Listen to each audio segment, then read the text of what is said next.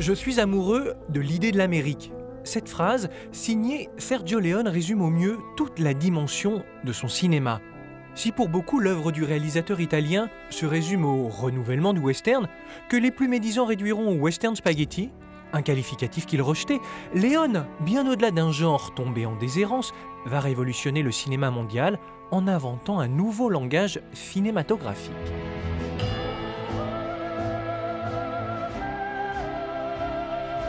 Disparu il y a bientôt 30 ans, Sergio Leone est à l'honneur d'une exposition à la Cinémathèque jusqu'à fin janvier 2019. Une exposition qui explore ses influences et se plonge dans ses racines. Gianluca Farinelli, commissaire de l'exposition, pointe avec une pertinence gourmande ce qui fera ce style souvent copié, mais rarement égalé. Sergio Leone, 1-1, prima.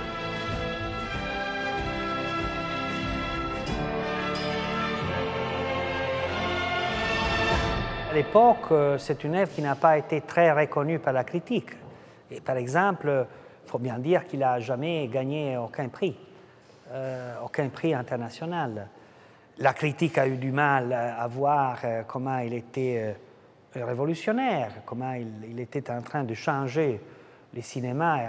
Je pense que Sergio Leone a eu vraiment une importance essentielle pour faire entrer le cinéma dans la modernité.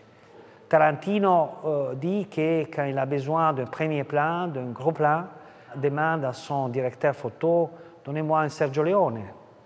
Et la présence de Sergio Leone est très forte dans le cinéma contemporain. Moi, je pense que George Lucas n'aurait jamais pu faire Star Wars s'il n'avait pas vu les films de Sergio Leone et écouté la musique d'Ennio Morricone.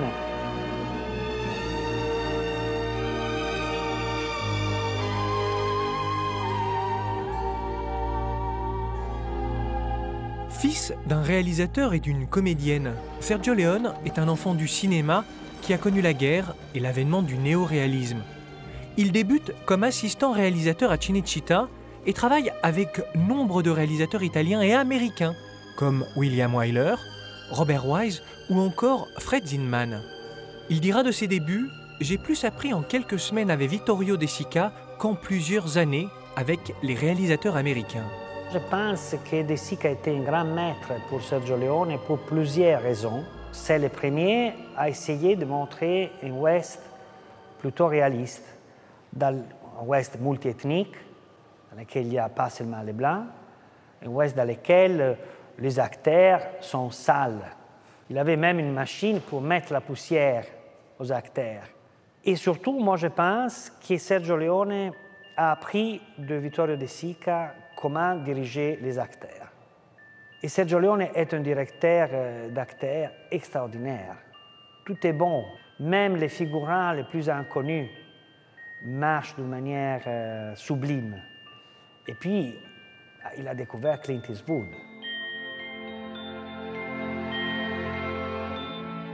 Il a vraiment découvert, il a transformé. Quand Clint Eastwood rentre à Hollywood, quand il commence à travailler avec Dan Siegel, il n'est plus le Clint Eastwood d'avant Sergio Leone. Et dans chaque film, il fait des découvertes. Il prend des acteurs oubliés, comme Lee Van Cleef, ou il prend des acteurs qu'on ne s'attend pas sur un plateau d'un film western. Et il découvre une vérité des acteurs que les acteurs peut-être n'avaient pas compris d'eux-mêmes. Je pense à Zavattini et à De Sica.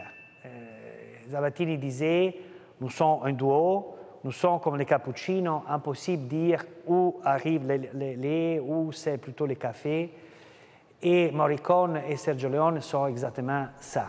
Si tu regardes une image d'un film de Sergio Leone, immédiatement, tu as en tête la musique de Morricone.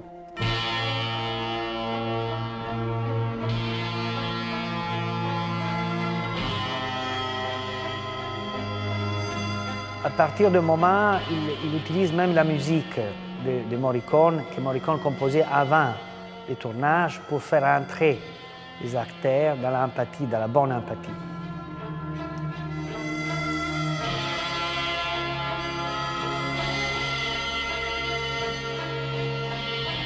Sergio Leone écoutait la musique en tournant.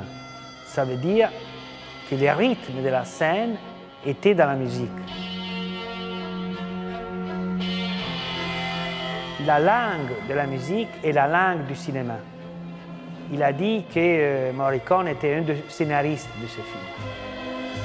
À côté de la musique d'Ennio Morricone, les films de Leone sont caractérisés par une grammaire esthétique entièrement nouvelle, avec un sens du cadrage marqué au plus près des visages de ses acteurs et aux perspectives trompeuses. Sergio Leone, c'est quelqu'un qui a pu mettre ensemble des cultures très différentes. Donc une culture haute, il connaissait très bien l'histoire de l'art, il y a plein de citations de tableaux, il y a beaucoup de Giorgio De Chirico dans les décors de ses films. Il fait partie d'une nouvelle génération de metteurs en scène postmodernes qui, dans leur imagination, il y a les films qu'ils ont vus. Et par exemple, son premier film western, pour une poignée de dollars, c'est un film qui est inspiré aussi de Yojimbo, de Kurosawa.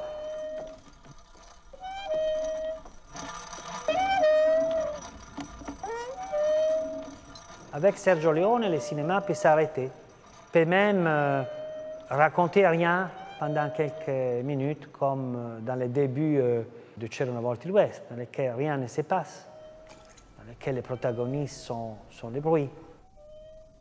Et cette dilatation temporelle, qui avant appartenait plutôt à la littérature, c'est une invention que Sergio Leone donne au cinéma.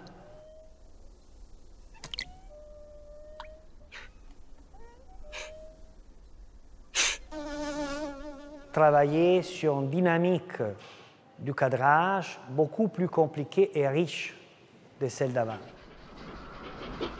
Les regards, l'idée qu'on peut s'approcher beaucoup plus des acteurs. Looks like we're shy of one horse.